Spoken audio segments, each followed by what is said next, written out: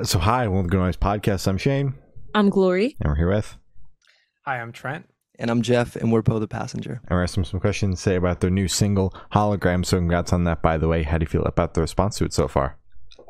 Pretty good, actually. It's been insane seeing the streams come up the last couple days. I mean, it's only been out for 5 days now. Yeah, if that, I think. Yeah, and it's quickly becoming one of the highest streamed songs that we have within just a week. So super excited about that, and also super thankful for everybody and their response. Yeah, the response has been fantastic. We've found success on TikTok. For some people, it's Instagram. Some people it's Twitch or whatever. For us and the brand that we have, TikTok is definitely the biggest exponential growth. It's, the people that come on tour to our shows are primarily from TikTok. The people that come over to our Spotify are primarily from TikTok. And we grew like 50,000 followers since, the release of Hologram. And it's like kind of just been this crazy. Yeah, I know, it's just in like over 4 million views on some of the video. Like, it's just nuts, like analytics that we've never received on Instagram. So I don't know what it is with Instagram. If you're out there and we did something wrong to you, I'm sorry. But TikTok is definitely like, we're like the golden child with TikTok for now. I was trying to, get our followers up on Instagram by showing some skin, and I just don't think it worked out. Yeah, Instagram doesn't like finicky. That. Yeah. But obviously the exponential growth on TikTok is crazy, but the fact that these short form videos then translate over to streams and then hard ticket sales is totally crazy, because for the longest time everyone was like, but do the streams translate to tickets? And one of the bands that I work with at my day job, the ticket numbers we're seeing on their headlining shows just based off of TikTok is fucking insane. It's wild. That's amazing. Yeah, we noticed something similar on tour. Is we have a lot of interaction on Instagram and TikTok at our level. We're very accessible, and we noticed that a majority of the people that hit us up on TikTok came out to our shows while on tour, and we're like, we can't believe this. We thought this is for finicky people that like were just there for the moment and have no follow through. But sure enough, like you said, a lot of these people that follow us went over to Spotify, and also we met them in person. Yeah, it's fucking awesome. But your song is awesome. Oh yes, thank it you rocks. so much. Thank you. Sick. Appreciate that. Thank you. So is there any meaning behind the single title or cover art? Yeah, definitely. We quickly found out that everyone's favorite line is "I'm always building castles in an hourglass," which was a line that I believe Trent came up with, and we were just like, "Whoa, that's like so meta." So what a great metaphor, and it is definitely depicted on the cover art. And hologram is kind of a long form metaphor for imposter syndrome, and that was kind of the lens that we wrote the song through. Was kind of the idea that the person singing the song was almost feeling like a robot or an AI themselves, and we're having this distorted reality, or this distorted question of what reality is to them. And it's been really cool because we like writing about mental health and just not being in the best place, and this song is definitely an exploration of that. Oh yeah. Okay. So can you tell us a little bit about your writing process for this track? Yeah, Started off, Jeff. Yeah, I don't even know where the concepts or the idea came from. I found the voice memo the other day. We started learning some fun producer tricks from some of our amazing producer friends. I think it was Ethan Kaufman that taught us this. He plays in a band called Wild Party, and he produced our single Gone from last year. And he said that acoustic guitars sound really good through like a shitty phone recording on voice memo. So I found the original voice memo of the acoustic guitar. So in Hologram, it's such a distorted, heavy banger of a song, but in the verse, it's actually an acoustic guitar that was recorded on my shitty iPhone. I think at the time I had like an iPhone SE, which is like basically a Generation 4. And we just brought it into Logic, and then we do some crazy stuff. We either detune it by 12 semitones, or we bring it up 12 semitones, and that's what's in there. And then we like chopped it up, and Trent came up with the idea of it, instead of being like straight do do do do, it's like do do do do do, and it's got this really cool like robotic feeling to it. And that was the original idea. We just listened to the demo that I sent Trent, and I was kind of wild that, when we're writing, a lot of the times the song does not sound anything like what the demo sounds like. And for this song I had a lot of the final stuff for the song like recorded here at our home studio, which is normally not the case. Like we have like maybe 2 or 3 songs that we've recorded here at our apartment. We're like, it sounds great. Like, let's just put it out. And this is one of those songs which is wild. The demo vocals are the ones that are on the final release track, which is something that we learned from Dan Reynolds from Imagine Dragons. He's like, sometimes you just can't recapture that emotion because it was so effortless. And yeah, verse 1 and like part of the chorus melody were like written. There was a bad pre-chorus that we got rid of, but pretty much I sent it to Trent, and he was in Arizona, so he's got a cool little piggyback off that story. But yeah, the demo is really close to what the final product is, which is kind of wild. That's fucking crazy. Damn. Yeah, Jeff said most of it. I mean, he sent it to me while I was in Phoenix visiting family, which I thought was kind of ironic looking back because we were pulling from that Linkin Park vibe, and Chester is from Phoenix as well. So it's just kind of a weird through line there. But I remember, you hear a demo sometimes and you're like, it's going to be a lot of work in this one. That doesn't sound great. But that one, I was so excited. I listened to it like 10 times, and my significant other was pissed at me. Or she wasn't mad. She's like, why do you keep listening to that? I'm like, I'm just really excited to work on this when we get back. Yeah.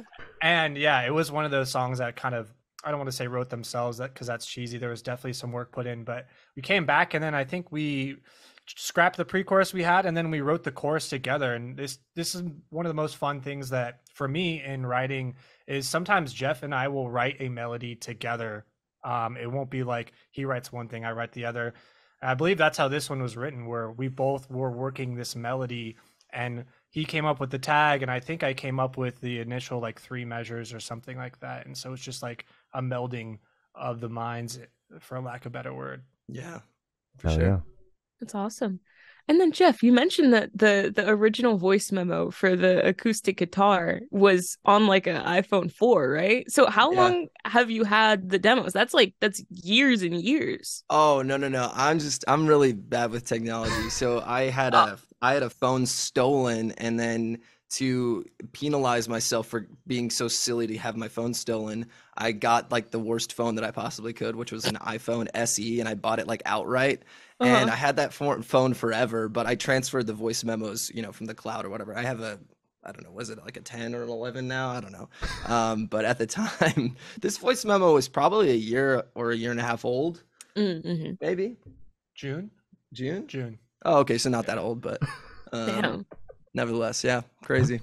Okay, you had me thinking you had this little voice memo hidden away for like 10 years or something. I was like, damn, baby.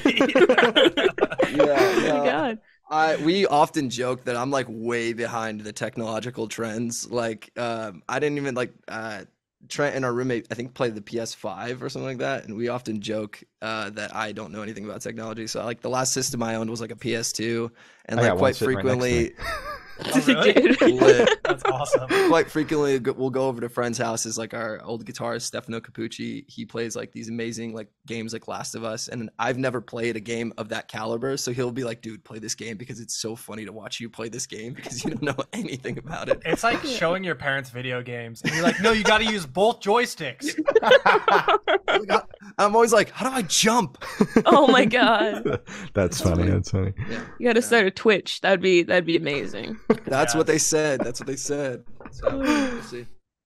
So I want you two to tell us your favorite lyric off this track and what it means to you. Ooh, go for it. Yeah, I think Jeff touched on it. I'm always building castles in an hourglass was great, because I think we already had the line after that, our memories are made of sand, see through I am a hologram. And so we always like doing that, as building up lines and like making them connect in a way like that. And sometimes you have to skip a line to connect to the next one, so there's almost like a barrier in between. Feels less cheesy that way, but that's one that stands out to me. Yeah, I love the metaphor of that line.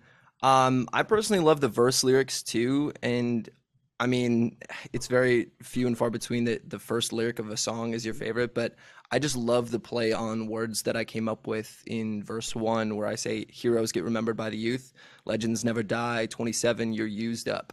And it just like the way I don't normally like, it's not like rap, it's kind of like rap singing. I've never done that or like spoken word in one of our songs, but I just love the concept of we idolize certain people, and then like the industry uses you until you're like a certain age, and then by that age, like you're either a hero or you're a legend that died trying, and like you just get tossed aside and discarded. And I was like, man, that's a pretty real line right there. Absolutely.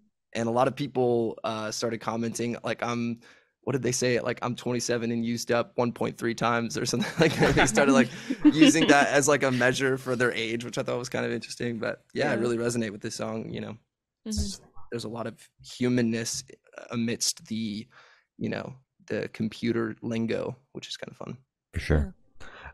So where was your headspace at while you guys were writing this track? Where was our headspace at? I think we were really interested in pushing the boundaries of our sound. We've always known that we were a rock band at heart and that we wanted to implement electronic elements. And in a lot of interviews that we did while we were on tour and post-tour last year, we always get the question like, oh, who are your influences, or who do people say you sound like? And I don't know who came up with it. I want to say it was Trent because he's got a lot of brilliant ideas. Stroking your ego over here. Thank you. But we often say that our band, Poe the Passenger, is Imagine Dragons meets Linkin Park, you know, and we were like, well, why not actually write a song with that in mind? And I think that that's where my headspace was when I came up with the initial demo. And I just have a lot of fond memories of just like piecing that song together, because it was almost like a puzzle piece over time. Remember when Kenny was over here and we were like we have like one of these Kemper profiling amps right over here, and like there's a killer video, I gotta repost it on TikTok, of Kenny. He's like this like down south blues musician, you know, he was like all scruffy and like he had like a leather jacket on, and we were doing these like dive bombs on my like my Legacy Stratocaster reissue, and he's like doing like this, and then we're like he was like detuning the thing, and it was like we were making all these crazy sounds, and then we were like in Logic we were speeding it up and slowing it down and dragging it and like ripping it apart, and it in the song you hear like these like risers like leading into the chorus, almost sounds like a motorcycle driving by, or like just crazy like the game shutting off, you know, and it's him doing those weird fucking sounds. Wow. But he had like the biggest smile on his face when he was doing it, because he was like, yeah. And it was like such a fond memory. I love that. It almost sounds like a computer booting up. And if you guys are wondering where in the song it is, it's right in between pre-chorus 2 and chorus 2. It's like, yeah. And so that's a dive bomb on the guitar that's reversed. Yeah, or like AIM like booting up. Oh, I love that. So this one should be super, super quick, off the top of your heads. I want you guys to describe this track for new listeners in 3 words. No more, no less, 3 words each, 6 total. Okay. You do 3 and I do 3. Okay. Let's go back and forth. You do 1, I'll do 1. Nostalgic. Hard. Badass. Thumping. Or bumping. Thumping? Bumping. That's my official answer. Okay. Roller coaster. Energetic. Ooh. Nice. Bumping and bumping, roller coaster energetic. We have never had a band alternate the 1 and 1. Yeah. Yeah. So, Energy, awesome. baby. This is Gattaca. Energy. It's basically Gattaca over here. We're just we're in sync. love Took it. me a second with that. Love that. So in that same train of thought, is there a certain feeling or emotion you want listeners to have while going through the track? Sorry, Trent and I, we live together, and we occasionally do things like in sync. We literally just drank our drinks exactly at the same time, but we were looking the opposite direction. So somebody watching this can rewind it and just watch how in sync we are. I have mine. Perfect environment for somebody listening to Hologram. No, the feelings. Oh, I'm sorry, was that the question? Yeah. Certain like feeling or emotion you want listeners to have while listening through the track. Ooh, something that people have said on TikTok that really resonates with me, and that I've been in a space of, with the Meteora 20th anniversary coming out, is just the impact that Mike Shinoda and Chester Bennington and the rest of the guys from Linkin Park had on me in my childhood. Something that I've heard from a lot of people is, and it's like one of the biggest compliments of my life, is that they hear the inspiration of Chester in my voice. And like, dude, I like broke down crying probably the first time that I started reading that. And it's not just one comment, it's like multiple comments. And coming from me, like being a vocalist has been such a journey. Like I used to be petrified to sing. And now I'm like, Trent's like, yeah, dude, you're the front man of this band. I'm like, that's crazy to think about like the progression. And I just want people to listen to this song and just think about the human condition. I want them to think about the glory days of music, of Meteora and hybrid theory. And I want them to think of somebody that is struggling, or they knew that's struggling, because there's a lot of hurt in this song, but there's a lot of celebration as well. And I want people to be in tune with those sounds. My personal takeaway. I think I want people to feel comforted. And again, going off a lot of the comments from the video we posted on TikTok is that line, "I've never been a person with the upper hand." I think people feel that a lot, like the world is not out to get them, but they've been kind of beaten down by the world. And I think that line is very relatable to people. And so they don't feel like, oh, it's just me that this is happening to. This happens to other people as well. And so I want them to feel comforted in that. Absolutely. And obviously you guys have seen a lot of TikTok success. I'm curious as to how you guys kind of like balance the TikTok success while also like trying not to fall too much into that like content creator role, and like staying musicians and not burning out by doing everything. We're super humble, man. We were joking, when one of our videos like broke like 3 million, or we were like doing all these like crazy skits about me living in my car and stuff like that, and just like all kinds of fun. We never take ourselves seriously online. That's why we love that there are haters now that are like, all this like, angry, like negative stuff towards you. It's like, dude, we're just having fun. Like, I didn't know you had to have, you couldn't have a sense of humor on social media, but now we do this thing because naturally people come out of the woodwork, and like you get phone calls and you get emails from people that are like, we want to work with you. Like some amazing A&R people have like sent us an Instagram message, and we're like, what? And like with their phone number after like a viral video went up, and then we try hitting them up, and we have this funny running joke about what it means to be like in the club. And our video that was like going viral got muted for copyright reasons, because like the copyright for our song hit, and there's like some weird bylaw in the community guidelines that you can't listen to a song for more than a minute on a TikTok video without giving them credit. And even though I'm the person, or we're the band, I was listening to the song for like a minute and a half or whatever, and it took forever for the TikTok to realize it. Then they muted the video.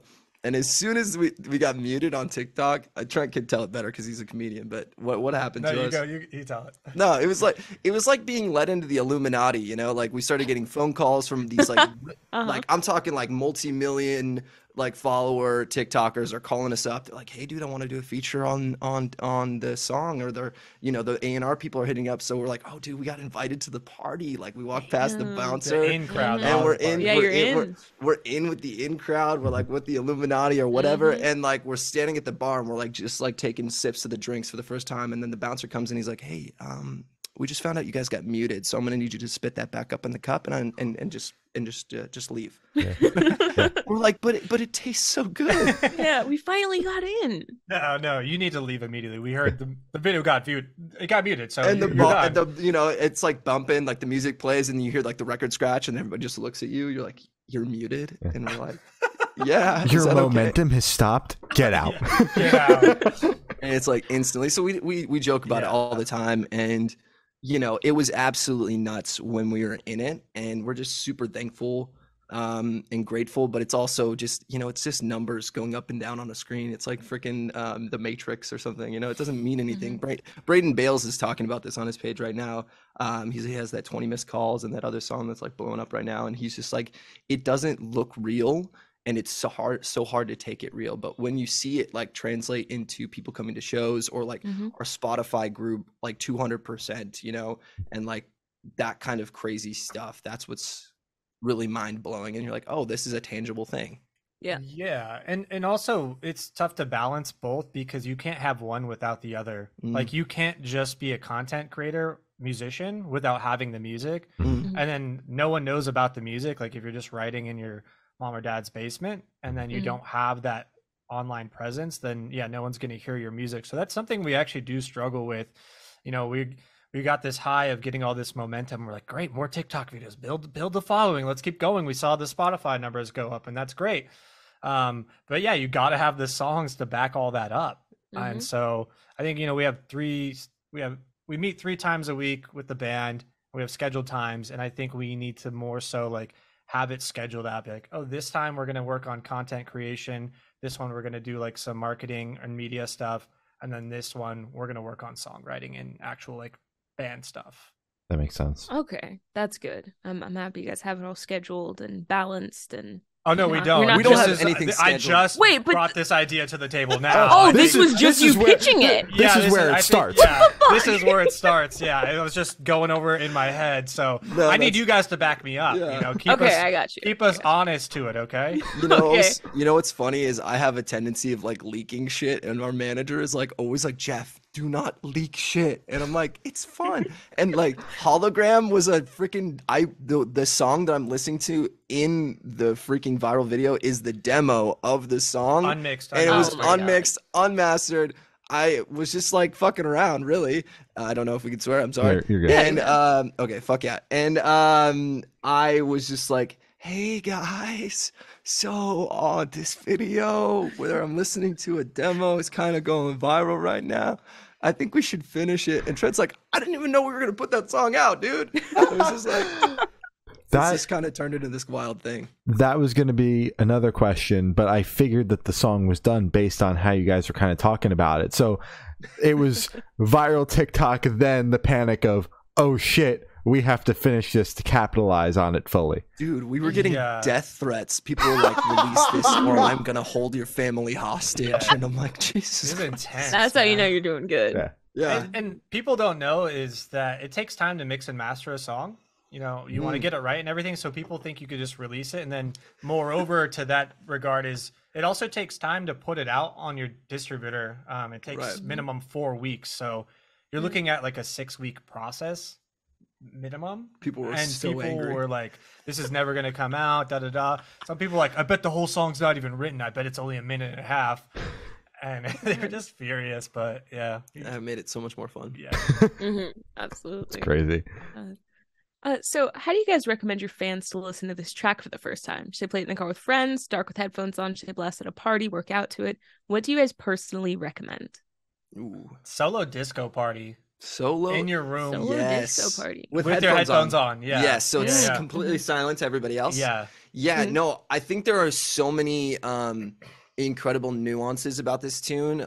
Our good friend Keith Armstrong mixed it, and he's mixed some incredible records. He worked with CLA, Crystal Algene on like Black Parade and Riot by Paramore, all these amazing like 21st Century Breakdown, like these incredible things. And to think that he's mixing our freaking home studio laptop recording is bananas with the same equipment that he worked on those amazing records. But there are so many incredible, it really does the song justice, and he amplifies all of the nuances. So please, for the first time, if you haven't heard Hologram yet, listen with some incredible headphones, silent disco party in your room, and then blast it in the car with your friends. And just, yeah, it's just a really hard-hitting song. Maybe don't listen with the volume all the way up because you might lose your hearing when the chorus comes in. Just a little bit. So in the chaos of the TikTok and finishing the song, you guys also made a music video for it. Could you talk a little bit about the process for that? Absolutely. So you've seen the video, right? And we really wanted to capitalize on the AI world. So I directed it and edited it.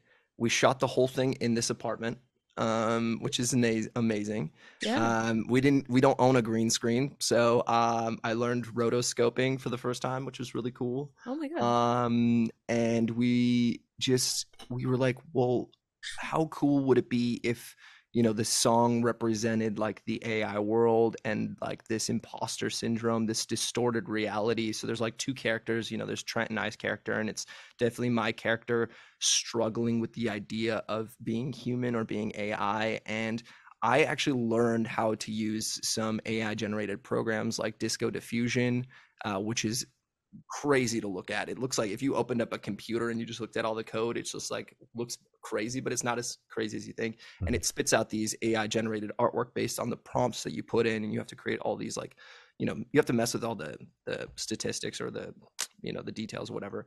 And then I used another program called Blender, which is a 3D rendering program, where I was able to create the environments. The one that I really loved was the room filling with sand and like the hourglass while Trent's playing the drums. Like to me, this was like looks so cool. And like just working with these amazing programs and to be like, dude, we shot this in our freaking apartment. Yeah. And it looks amazing. Our roommate from Virginia, Michael Dawson, shot it. It's his first music video and it looks amazing. He did a phenomenal job with the lighting and it just came together for nothing. And we were like, what can we do for nothing? And apparently we can do a lot. So we're really, really proud of the music video and thank you guys so much for checking it out. If you haven't seen it, it's we just hosted it on our YouTube channel. It premiered on Monday. So go check it out. Oh yeah. I think the funniest part of you kind of telling the backstory behind it is the fact that earlier in the interview you were like, yeah, I know nothing about technology, and then you're just like, oh, by the way, this program, I just learned it overnight. I did AI. Yeah, I downloaded Blender once by accident, opened it, uninstalled that shit right away. It's so scary. It is very scary. It is very. I'm not saying that I knew what I was doing, okay, Shane? Well, you made it look like it. You know what's funny is like you can actually look at some of the shots, and I was running all these programs like Final Cut and After Effects and like so we didn't have a green screen, which is like, geez, why did we do that? Yeah. And Trent's like, hey, we should shoot this scene where you're moving around a bunch. I'm like, yeah, it sounds great. Well, trying to rotoscope like hands and like drumsticks moving around is like the worst thing ever. But thank goodness the video is about like glitching and like not being a part of reality in like a perfect sense, because a lot of the edges as I rendered it out of After Effects were like super jagged. And I'm like, oh crap. And then I used that to my advantage. Like I made it look worse. And because I made it look worse, it looked better because of the song context. And obviously I can't do that for the next music video, but it ended up being like a happy accident. That was super cool. So my lack of knowledge actually made something cool. Hell yeah. That's awesome. How about that? So what is your favorite memory that you made while creating this track? Favorite memory? I think everyone kind of wrote it together. Matt was there too. Yeah, Matt Rosenblum was there. Our former bassist. And Kenny was there, who doesn't really write with us, but occasionally comes over and we just hang and we plug him in and we tell him to play something. And so he actually, like we were saying earlier, has a couple parts in there. But just the collaboration with this song is fantastic. And again, that's my favorite part about songwriting, is not having one guy just do everything. It's everyone coming together and coming with their own influences and everything and making something that sounds pretty unique. Yeah, and just the day that we started realizing that the song was going viral and that I had been like, I was just like, oops. I may have posted an unfinished demo and it's kind of going viral right now, Trent. What are we gonna do? It was kind of wild, and just this has been a really positive experience, and it's so cool to know that in a lot of ways the fans, we call them the Poe fam, right? Like they made this song come out, and it wasn't on the schedule. It was maybe going to be a part of album 2, but the people that listen to our music made it happen, and they asked for it, and we're like, all right, we're going to give it to you, but you got to do something with it. And they've done something with it. We just got added to one of the biggest alternative playlists on Apple Music, new and alternative. So it's like to be like in the ranks with All Time Low and their newest release track and all these amazing, things is so cool. So we're happy to be here. Oh yeah. Sorry to hear that. So picture this: you're on tour, you're at a gas station for a rest stop. What is your snack of choice? I think I'm going peanut M&Ms. Yeah, definitely some energy drink. Yeah. I'm weird. I like beef jerky. Yeah. That's not weird at all. Yeah, it's delicious. Really, that's good. It's just it's spicy, great. but beef jerky. Or I'll even eat a Slim Jim, dude. Yeah. That's a little weird. Yeah. Who knows what's in there? Beef jerky. I draw the line. No, it's like meat compressed in there. meat. Yeah. I don't even know if we could call it meat. Let's be honest. Yeah. All right. There's some other I'm stuff snap it. My vegan ass could probably eat that shit. No, literally. Yeah. Yes. And a Bang Energy drink. Bang Energy. We love those. Sure. Bang Energy. Yeah. Perfect. Where's that sponsor at? Right. Yeah. So on the topic of food, if the band was a dish, what dish would the band be and why? The band would be the Hot Ones collection of wings and sauces. Mm. I like that. Yeah, Yeah. because when you hit the chorus, it's Da Bomb, you know, The bomb insanity. Da Bomb Insanity. It's Yeah. just flames, and then we got some tangy flavors in the verses. Wow. That was a great answer. You're welcome. I can't even top that. Perfect. All I was right. gonna say beef tenderloin and then backtrack from there. Beef tenderloin. Beef tenderloin. I don't even know what's in beef tenderloin. That's right. Don't ask the vegan. It's like breaded beef or something, right? pork tenderloin, beef That's tenderloin. that's the other thing. That's Gordon Ramsay's thing. I think Yeah, that's what I was thinking thinking about. of. Yeah. It That's just like sounds everything good. That's called. I don't know. Yeah. Yeah, Oh, pretty yeah. much. So for the last couple questions, we're going to shift completely away from music and go straight to death row. Boom. So if you're on death row, what would your last meal be with a drink? Oh, okay. Definitely be a Dr. Pepper in the rim. Yeah. Not you. You No. hate sodas. No, I'm saying yes for you. Oh, yes for me. Or Yeah. like a black iced tea, unsweetened. Like I love that with like a lemon. I do love Actually, that. yeah, that's fair. I drink unsweetened tea a lot. That's Speaking fair. I of- can't judge. Last meal. Speaking of Dr. Pepper, though, have you had the strawberries and cream? The new one? I've had the cream soda vanilla one. That one's really good. But I haven't had the strawberry. What? Strawberries and cream. The shit's crazy. Shit's crazy. Yeah. Wait, I'm sorry. That's what happens to you? No, Or you're saying- it's really good. Like shit is crazy. Not like the shit is crazy. You know? Oh Got my it. god. I'm not talking like a White Castle situation. Okay, No. Man, last meal. Man, this is a really good question. It wouldn't be like lobster, you know. I know some people would be like lobster and a steak. No, it would probably be. I would do something like an extra large, thin crust sausage and pepperoni pizza from Baroni's in Glen Ellen, Illinois, which is my favorite Italian place from when I was a kid. Nice. Oh. Nice. I would definitely do something from every meal. So breakfast, lunch, and dinner. Oh, Yeah, I would have like waffles and bacon, and then for lunch I would have like some pastrami dip or beef dip, and then dinner I would have some decadent I'm sorry, not a decadent sandwich. I'd have a decadent hamburger with like truffle oil on it and everything. Yeah. dang it. Yeah, maybe some ice cream to go with What it. about like I want it to be so big that I just keep eating, and they're like, "It's time." I'm like, "Oh, Five more I got a minutes." few pieces left. Come on." You gotta let me finish. Or like an Obama special from Roscoe's Chicken and Waffles. Yeah. Ooh, Yeah. that'd be good. Sounds good. Great. So, if you could live in one fictional world for a week, where would you live? Narnia. Narnia. No. I never. Matrix. The Matrix would be kind of cool. I like never feel badass in my day-to-day life, but I think watching The Last of Us, I would love to see a badass side of me come out where I, live in like, futuristic Boston and like have to like fight off clickers and stuff. I feel like I would thrive in a post-apocalyptic world for some reason. Yeah, that's also my answer. Good pick. What? That's so weird. I want Harry Potter because it just makes things easier. Like I was sitting on the couch and I didn't want to get up to get my LaCroix, and I wanted to say like Accio LaCroix. Like I wouldn't be a good. Yeah, you're like, I just picked magician. a harder life. Yeah. I just wanted to You'd be use your magic to like get the remote from across the room. That's ridiculous. Yeah. No, and like I would go to the gym and like somehow Accio the weights to where he would just do it for me. Yeah. I mean, work smarter, not harder, right? I Duh. mean, you got a point. Yeah. Yeah, you Point. picked a better life and I picked like a shittier life. hmm Interesting. That's crazy. What Hogwarts house are you? I'm Ravenclaw. Slytherin. Ravenclaw. Slytherin. Damn. Mhm. Okay. I'm seeing you right now. Yeah. Can't be trusted. I have the honor of asking the last question. Every single person that we've spoken to have said that it is the most important question. What's your favorite color? Blue. Red?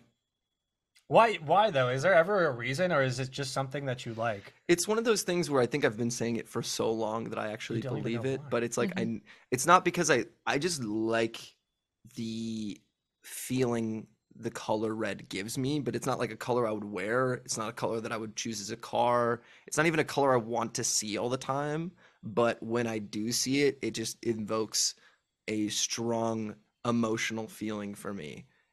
And it's not always good. Like sometimes it's good, but sometimes it's bad where it's like, it's like vengeance or war or something like that. Or like, I know I'm so intense. Yeah, dude. that's Right. That's God really damn. intense. That's opposite of your personality. And also mine is kind of too blue. Like I have a blue car, I have a blue water bottle, I have a blue iPhone, and I think it like chills me out. I see it and it makes me feel relaxed. Yeah. Absolutely. Yeah, I like blue. I'm so psychotic. I'm like, I like red because it's crazy. It's funny because like actually like psychologically blue does calm you down. It's a well-known fact that is what happens, and red puts you on edge. So it's funny how you guys have like the exact opposite. It's We awesome. pick the color that we need. I need to chill out a little bit, and Well, your Jeff favorite needs color some could- excitement in his life. Your color couldn't be red. Look at your hair, dude. Exactly. You have to deal with that shit every day. That's true, man. Damn. Daily struggle.